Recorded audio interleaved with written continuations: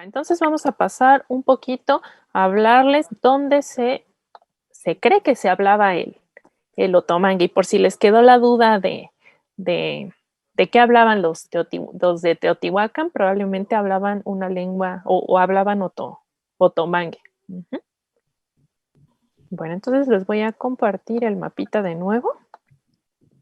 Y bueno, aquí vamos a empezar a hablarles desde la perspectiva tanto diacrónica como sincrónica, así que acuérdense nada más de esto. Bueno, vamos a hablar un poquito de dónde se presupone que se ubicaba o que se hablaba el otomangui. O bueno, ya si quieren podemos ahora sí llamarlo el proto-otomangui.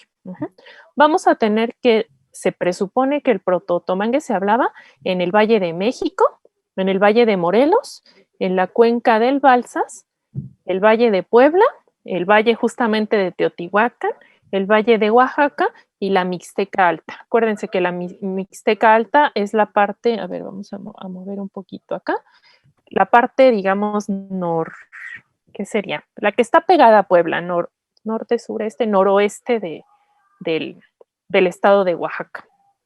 Entonces vamos a tener que toda esta zonita de aquí era zona donde se hablaba el otomangui. Y ahora pensando, digamos que en esto que les dije de esa zonita bien centrada, acuérdense lo que les mencionó Mario hace un momentito, de que después vamos a tener que las lenguas, digamos que de la familia otomangue o de lo que se llamaba el proto-otomangue, llegaron hasta Nicaragua. O sea que llegaron hasta esta parte de acá. Y por el otro lado vamos a tener otras lenguas, también de la familia otomangue, como el chichimeco, jonás y el pame, que subieron hasta esta parte de San Luis Potosí. O sea, ahí estamos hablando de las lenguas actuales. Otra cosa que no sé si se acuerdan y que les quiero volver a presentar. Bueno, les voy a quitar tantito el mapa, ahorita se los vuelvo a compartir. Voy a compartirles de nuevo el árbol, el arbolito genealógico de la familia otomangue. A ver, ahí les va. Quiero que noten que hay algunas lenguas que tienen una crucecita. Y nadie preguntó qué significaban esas crucecitas. ¿Alguien sabe qué significan? Pues que son lenguas muertas, ¿no? Exactamente, muy bien, son lenguas muertas. ¿Y se acuerdan la región, digamos, actual de estas lenguas que tienen la crucecita? Porque eso ya se los dijo Mario, del mangue, del chapaneco y del sutiaba.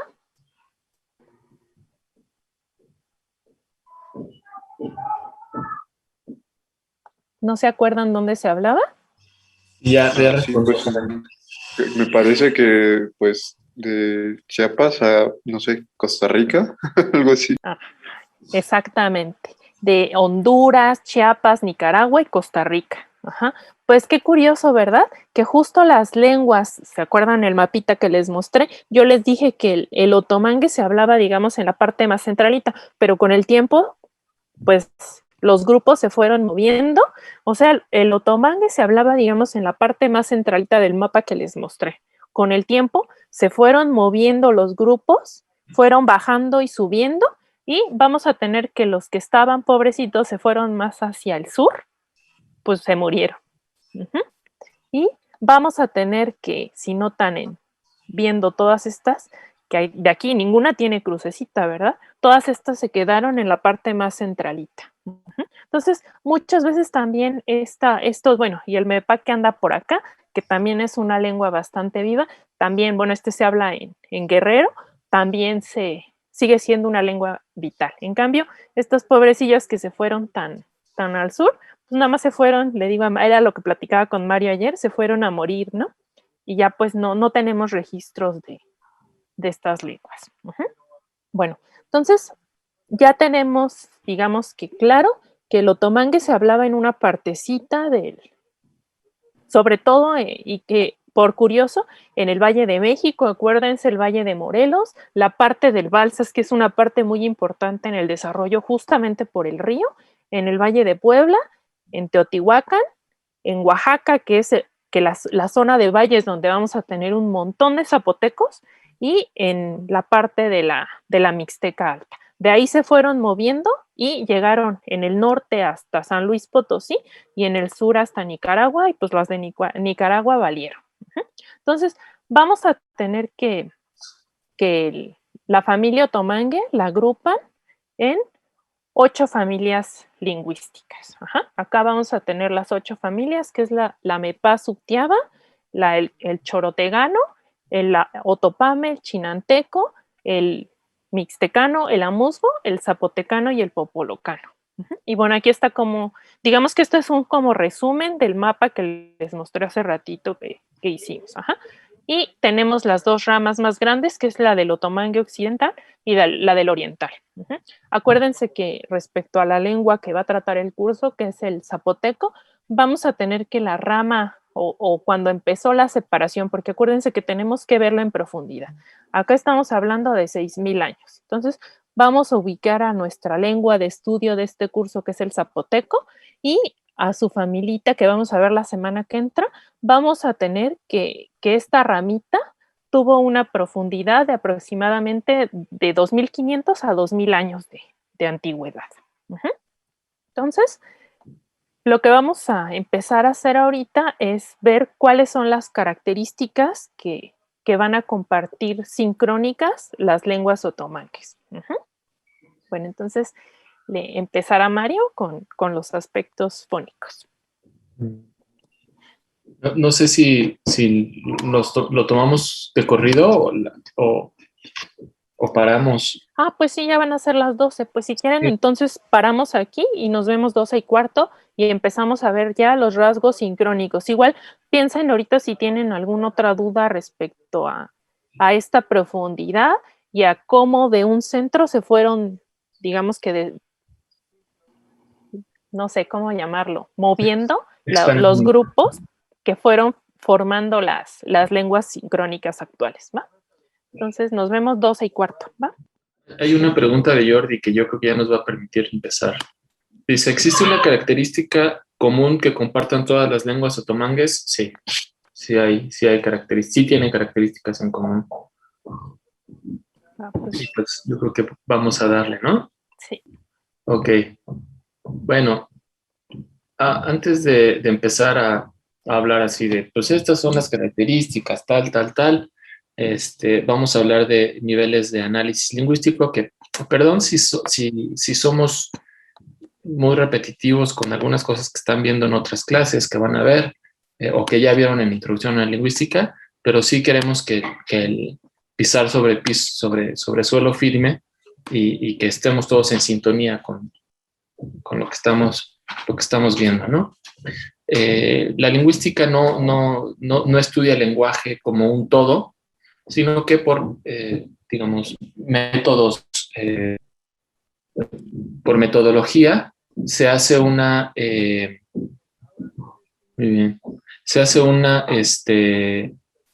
separación en niveles de estudio, ¿no?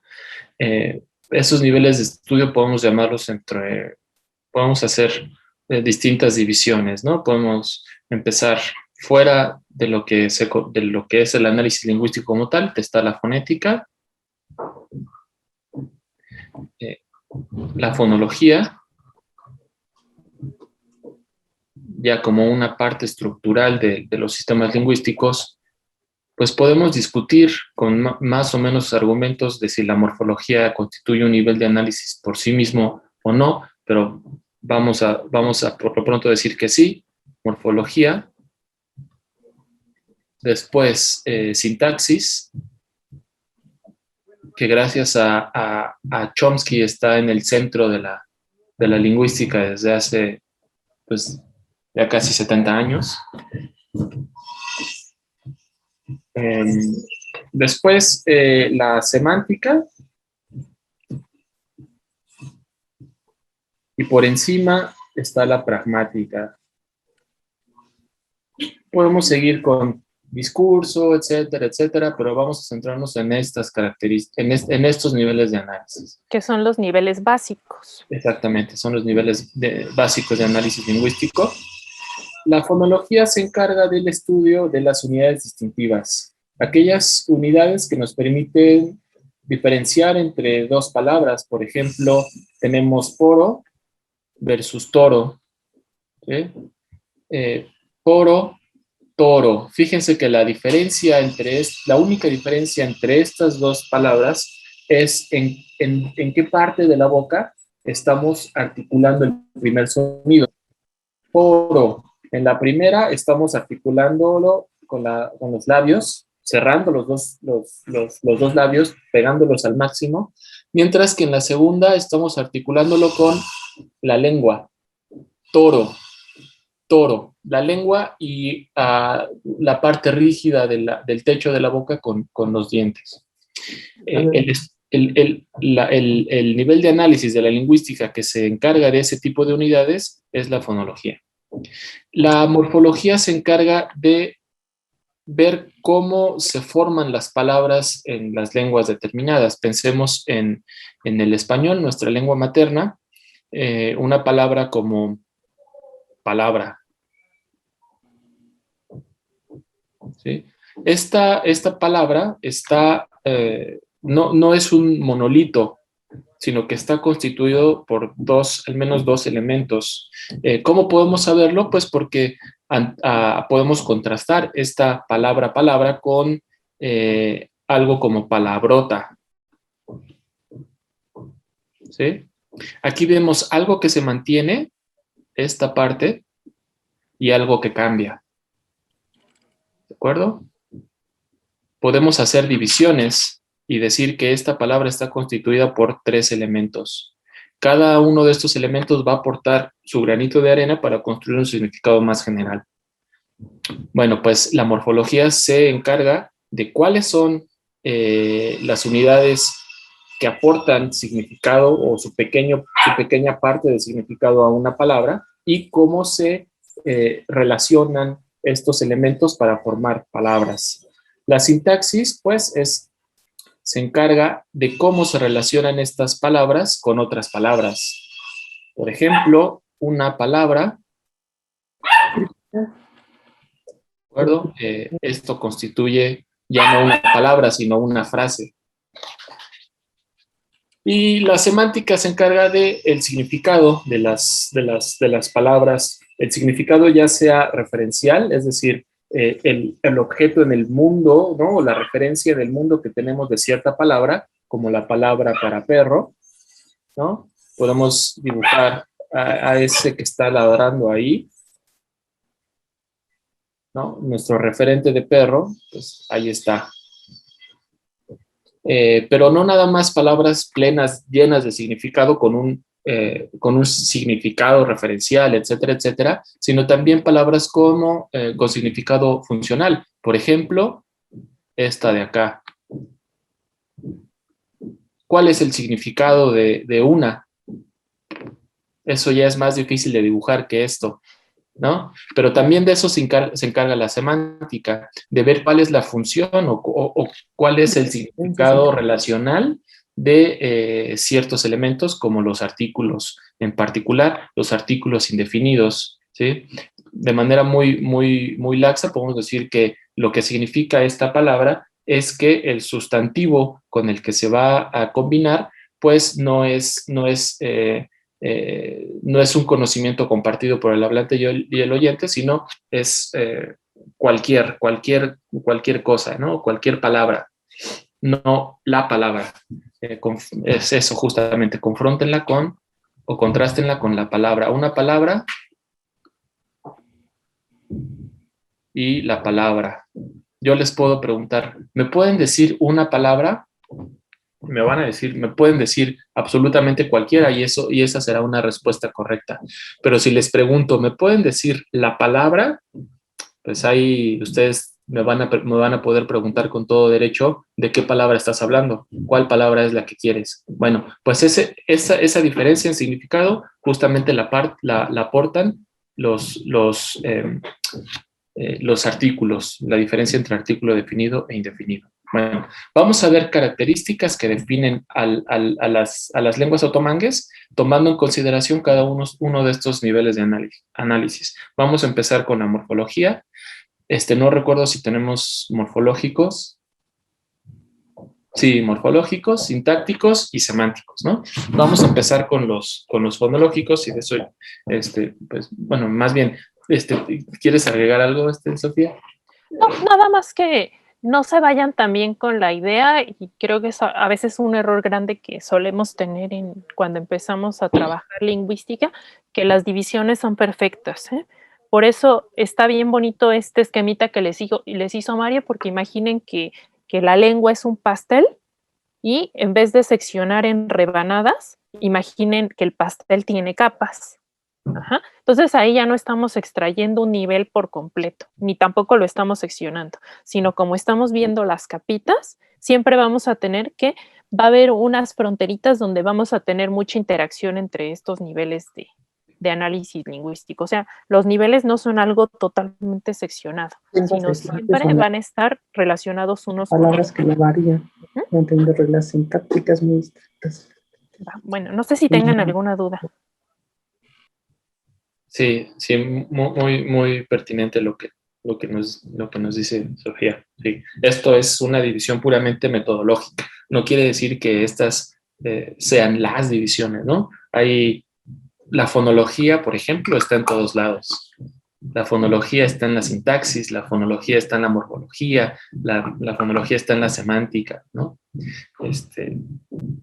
La sintaxis, pues es tengo un profesor que, bueno, sí, sigue siendo mi profesor.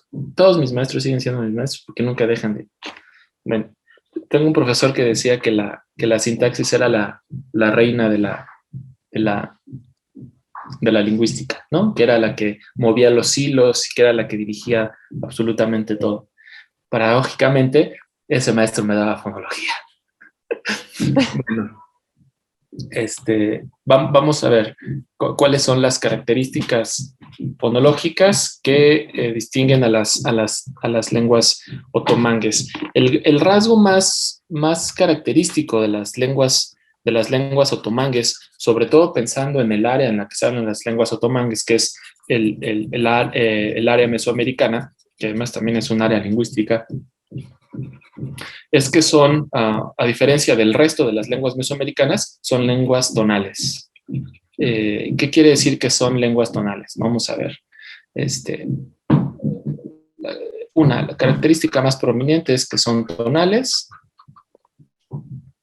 Si se fijan esto de poro y toro, ¿okay? ¿Qué es lo que provoca este cambio de significado? Nada más nuestra posición de la boca, que en el primero estamos cerrando la boca con los dos labios, mientras que la segunda estamos cerrando la boca o estamos obstruyendo la salida del aire de la boca con la lengua y esta parte de atrás. ¿Sí? La diferencia entre esos dos gestos, nada más esa simple diferencia nos provoca un cambio de significado. Poro, por supuesto, no es lo mismo que toro, ¿no? Yo puedo ir a pedir bueno, las dos cosas las puedo pedir en el mercado. Yo puedo ir al súper y pedir, me da 1 kilo de poro, ¿no? Pero pues de ninguna manera, si llego y pido un kilo de toro, pues nada más me van a ver feo, ¿no? O me van a decir, no sabemos qué es lo que quiere. Bueno, te pueden dar 1 kilo de carne de toro. Sí, sí. Pero en cualquier caso me darán cosas distintas si pido una u otra, ¿no? Eso, sí es cierto. Bueno, pues hay lenguas en las que la diferencia en las palabras no nada más está en la parte de la boca en la que obstruimos la salida del aire, sino en la tonalidad o en la musicalidad de las palabras. Vamos a pensar, por ejemplo, en el miahuateco, la palabra ya, esto es mano, ya, ¿okay? Y nopal es ya, ¿sí? Si se fijan, la única diferencia está en la tonalidad de la palabra. Ya, ya, ya, ya, ya, ya. La única diferencia es la altura tonal de las palabras. La primera tiene una tonalidad más alta y la segunda tiene una tonalidad más baja. Desde un punto de vista diacrónico de la lingüística histórica o desde un punto de vista genético, todas las lenguas otomangues son tonales. ¿Y por qué es importante eso? Porque el resto de las lenguas que se hablan en la región mesoamericana no son tonales, ¿no? Por ejemplo, el náhuatl no es una lengua tonal, El mije el tampoco. mije no es una lengua tonal, el purépecha no es una lengua tonal, el guave yo diría que no es una lengua tonal, Sí, no. ¿no? El maya también yo diría que no es una lengua tonal, aunque pues se ha discutido, ¿no? Que son lenguas que tienen algo por ahí tonal. Yo diría que no son tonales como lo son las lenguas otomanas, ¿no?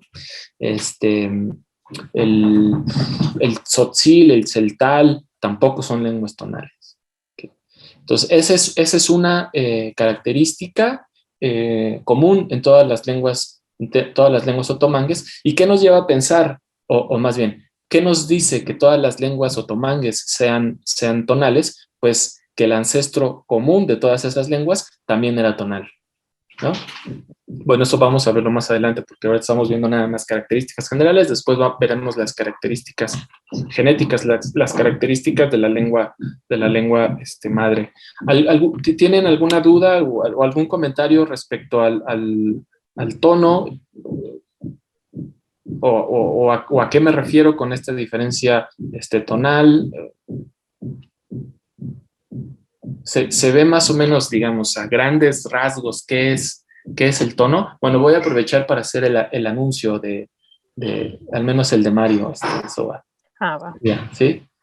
Bueno, el tono es algo que van a ver en fonética, después van a verlo en fonología no lineal también, ¿no? Van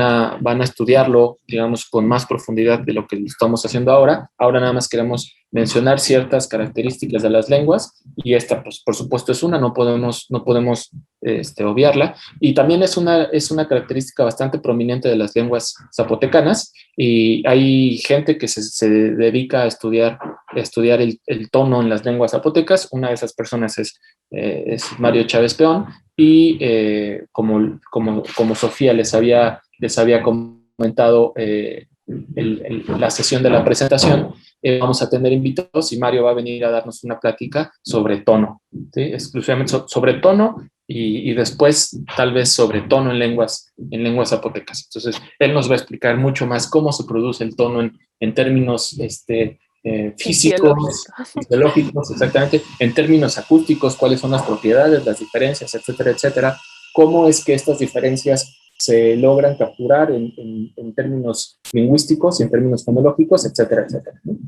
Entonces, bueno, pues dudas o comentarios respecto a lo que al tono y su característica como propiedad de las lenguas otomangues. No los borres, María, no los borres. No, solo iba a poner el segundo. Va. Fíjense, en miahuateco las palabras son monosilábicas y esto hace que solo tengamos un tono por cada palabra, ¿no? Pero en Santiago Xochiapan, que es la lengua en la que se especializa Sofía, las palabras son bisilábicas y podemos tener combinaciones de dos tonos, una en cada, bueno, dos o más tonos, pero al menos un tono en cada sílaba. ¿Nos puedes dar algunos ejemplos, Sofía? Sí, a ver, anótalos. Es guaga. ¿Cómo? Guaga. W-A, guaga. Y es 2-1-1. Muy bien, muy bien, otra cosa. Y el otro es guaga. 2. Ok. El primero es res y el segundo es leña. Res, leña. Fíjense, otra cosa bonita que nos acaba de dar. Es decir, nos dio Con dos W, con cosas. W también las 2, ¿eh? Luego esta no pinta bien. Nos dio dos cosas bonitas esta, ¿no? Primero el contraste entre las dos palabras y que nada más esa diferencia solo radica en la tonalidad de las vocales, vamos a decirlo por ahora. Y otra cosa también bonita es, fíjense cómo puse yo los tonos con un acento agudo y un acento grave. Y Sofía nos lo dio con números. Los tonos también tienen distintas formas de transcribirse, de representarse, ¿no? Estas son 2. Si estuviera Rosemary y le hubiéramos pedido palabras en cuateco, yo hubiera utilizado otra, que es una representación de este tipo. ¿Sí? Bueno, veremos más adelante con Mario, con Mario Chávez, quiero decir, las distintas maneras en las que se representan los tonos. Bueno. A ver, antes de que pasemos, espera. Sí. Si notan, nosotros lo que hicimos fue darles 2 palabras y contrastamos cómo en estas 2 palabras hay cambio de tono y por lo tanto cambio de significado. Ajá, entonces vamos a tener que en general en lingüística y sobre todo cuando estamos haciendo esta parte de lo fónico, vamos a utilizar algo que se va a llamar pares mínimos. Ajá. Entonces, cuando hablemos de pares mínimos, porque a lo mejor lo vamos a mencionar, ya van a saber qué es, que estamos contrastando 2 palabras que solo cambian en una sola cosa. En este caso, por ejemplo, lo que cambia es el tono. En el caso de poro y toro, lo que cambia es el segmento. Para que nosotros veamos si en esa lengua es significativo o no, digamos que el cambio de significado para ver el elemento que estamos trabajando, solo tiene que cambiar una sola cosa. Entonces, cuando solo cambia una sola cosa, tenemos pares mínimos. Acuérdense, no solo son 2 palabras al azar, sino son 2 palabras en las que cambia un solo elemento y por lo tanto en lingüística se le llama pares mínimos. Sí, muy bien. Otra característica que tienen, digamos, fonológica que tienen las lenguas otomangues, ya por ahí salió una característica que sí, digamos, vamos a dejarla al final, vamos a seguir como teníamos el orden Sofía y yo. Entonces, otra es ausencia de labiales. Vamos a ver a qué nos referimos con eso.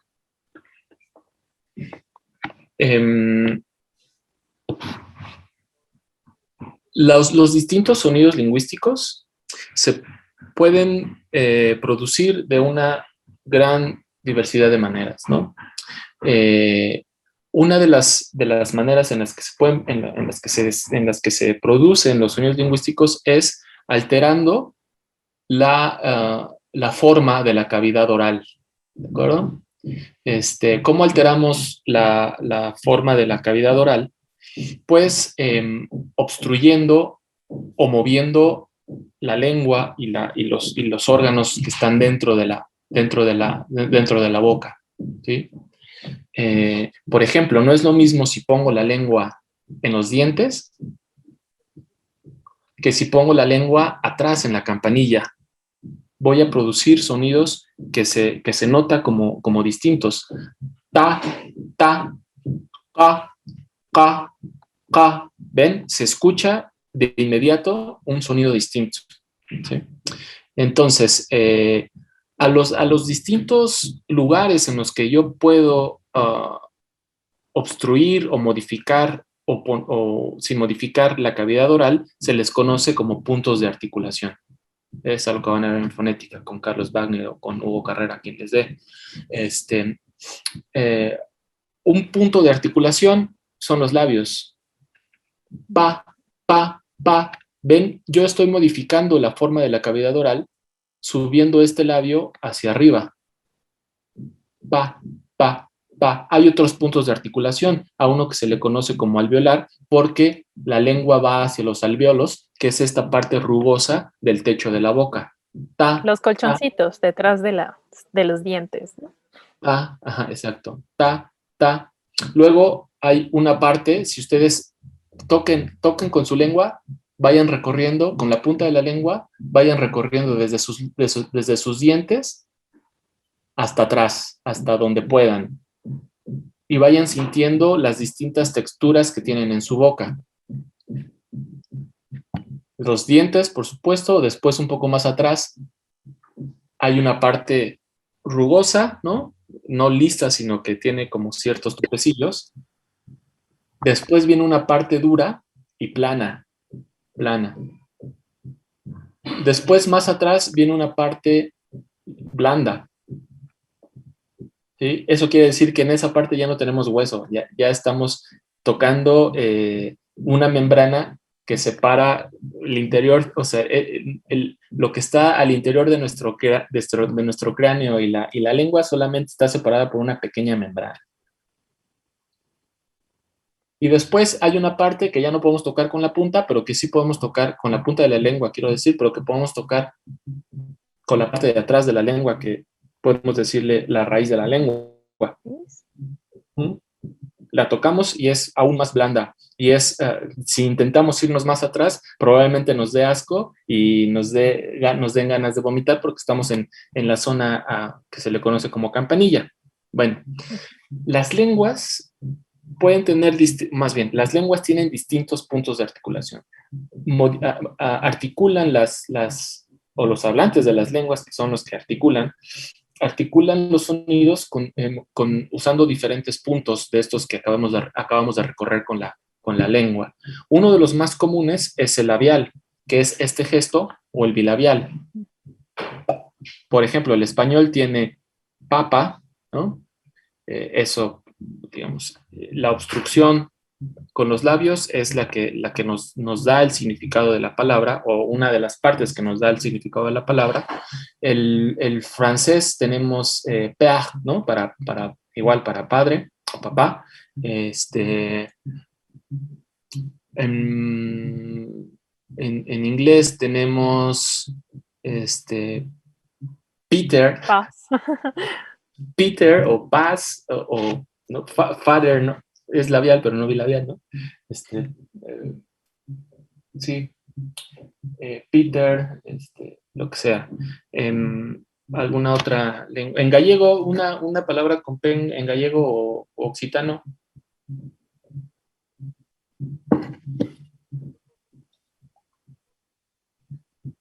Bueno, en fin, supongo que son muy parecidas al español. Pero Juan, si le preguntamos a Juan, alguien nos dio una oración en otomí. ¿Quién fue? Fue Juan, ¿verdad? Sí, creo que sí. Sí, ok. Juan, ¿nos puedes alguna palabra en otomí que tenga P? ¿Qué es pati? Ok. Pati, ok. Vamos a ponerla acá.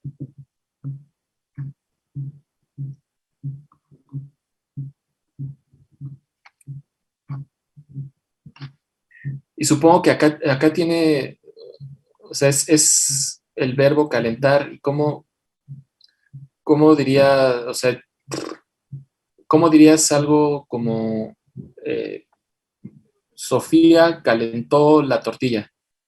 ¿O cómo sería algo así, como Sofía calentó la tortilla?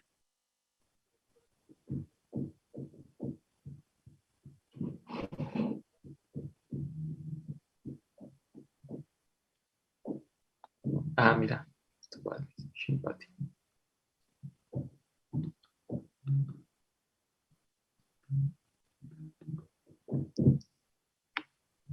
¿Y dónde está Sofía ahí? Eso no. Ah, ok.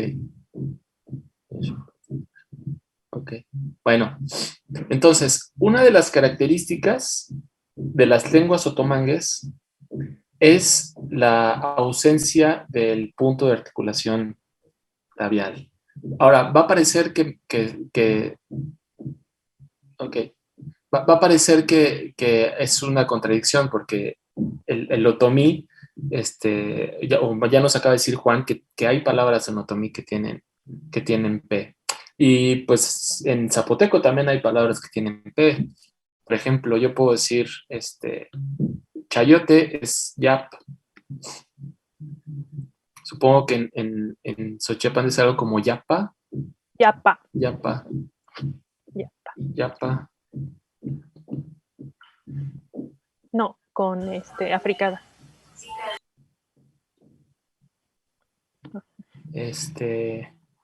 Entonces, y bueno, otras como por ejemplo las interrogativas en dónde, por ejemplo, es pa, etcétera, etcétera. Bueno, ahí usted va a decir, ay, pues no es tan cierto esto de que no tienen labiales. Bueno, las labiales que existen en algunas lenguas otomangues, como por ejemplo el zapoteco, son recientes, o sea, tapa exactamente, Martín, en zapoteco del Istmo. Sí. Bueno, ahorita regreso contigo, Martín. Son de reciente, digamos, su desarrollo es reciente, ¿sí? Hay lenguas que carecen, como el mazateco, que carecen por completo de labiales. Lenguas otomangues, quiero decir, como la musgo, por ejemplo. La ausencia del punto de articulación labial en las lenguas otomangues es tal que Calvin Rench, que fue la persona que hizo la reconstrucción del proto-otomangue, la excluye ese punto de articulación por completo de las lenguas o del proto-otomangue, de la lengua ancestral. Otra fuente de labiales en las lenguas otomangues es justamente de lo que nos preguntaba en un inicio Jordi, algo así. Bueno, tiene que ver con la pregunta de Jordi, del que nos mandó por correo, y son préstamos del español, ¿no? Entonces, se encuentran muy pocas palabras con P's, y las que hay son de reciente desarrollo o son préstamos. Entonces, esta es otra de las características de las lenguas otomangues, que no tienen punto de articulación labial o tienen muy pocas palabras con punto de articulación labial, a pesar de que en las lenguas del mundo el punto de articulación labial es muy común, ¿sí? Yo no sé, yo no sé si, yo no podría decir a ciencia cierta que prácticamente todas tienen punto de articulación labial, pero sí puedo decir que me podría aventar el tiro de decir que más del 90% de las lenguas del mundo tienen punto de articulación labial. Bueno, otra característica de las lenguas otomangues es Antes de que pases, sí. De esto de ausencia de labiales, no solo muchas lenguas tienen ausencia de labiales, sino las tienen en contextos muy restringidos. Por eso, por ejemplo, les puedo dar el caso del zapoteco de Santiago Xochiapan, que esta P que viene en esta palabrita de chayote no aparece nunca en inicio. Eso. Entonces, los contextos son muy restringidos y son tan restringidos que, bueno, al menos a mí me ha llevado a pensar que no se consideraría un segmento porque puede uno predecir en qué contexto va a aparecer en posición intervocálica. Entonces, podemos hablar de que en lenguas zapotecas uno no nada más es irse con la finta de, no, pues aquí hay una P. No, sino tiene que buscar en qué contextos aparece este segmento. Y estas labiales tienen contextos muy restringidos en las lenguas otomangues. Sí, en Nahuateco también nada más las puedes tener acá, en sustantivos, y donde las puedes tener en inicio es en préstamos y en palabras interrogativas, pero nada más. Sí, cierto. Eso, Martín, sí, en preguntas. Ahora, qué bueno que escribiste, Martín. ¿Tú hablas zapoteco del Istmo? Sí, soy hablante. Muy bien, padre. Entonces, pues está súper, súper, súper chido porque o sea, digamos, vas a poder aportar un montón a las sesiones. Ah, con gusto. Entonces, otra cosa, digamos, siguiendo un poco también con lo que decía Sofía, es algunas de las lenguas hermanas, incluso de las lenguas zapotecas, vamos a verlo en la sesión de la siguiente semana, ni siquiera tienen, o sea, no tienen P, ¿no? Acá, por ejemplo, en Texmelucan sería algo como Yaqua, ¿de acuerdo? Y estas lenguas, como la de Texmelucan, no tienen P, pero ni siquiera en posiciones restringidas, simplemente no la tienen. Bueno, una tercera característica fónica de las lenguas otomangues que, digamos, comparten es, no es una generalidad para todas, pero sí es una tendencia fuerte, es los sistemas vocálicos o las vocales son reducidos. El zapoteco que estudio yo tiene I, U, E, O, E y A. El zapoteco que estudias, Sofía, tiene... ¿Te acuerdas? Sí, sí, sí me acuerdo. Es I, O, tiene E, tiene E, ¿no? O una... La A al revés. Al revés, O y la A, ¿no? Esta va al revés. Pero pusiste 2 veces O. Ah, sí, pero nada más no tiene U, ¿verdad? No. Eso. Esta siempre, nunca me sale esta. Sí. Empieza con el ganchito. No, es al revés. Perdón, voy a poner primero la O, la O donde va. Y ya luego la... O sea, no es de cabeza, sino en espejo, ¿no? Ajá.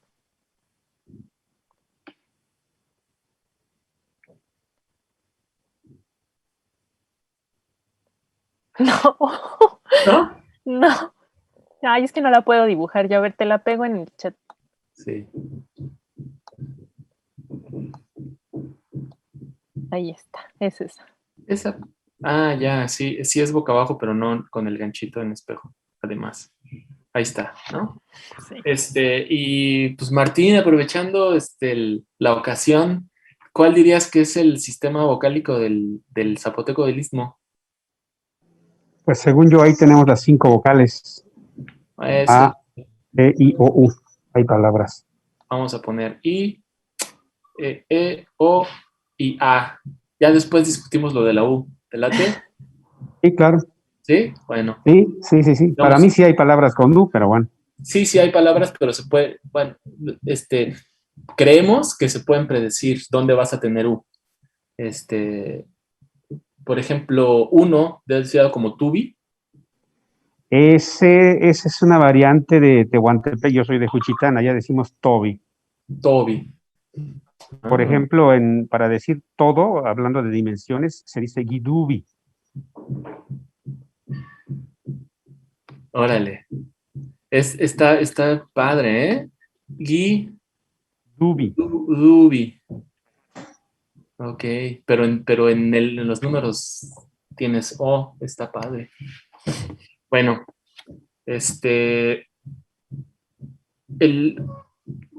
vamos a ponerla entre paréntesis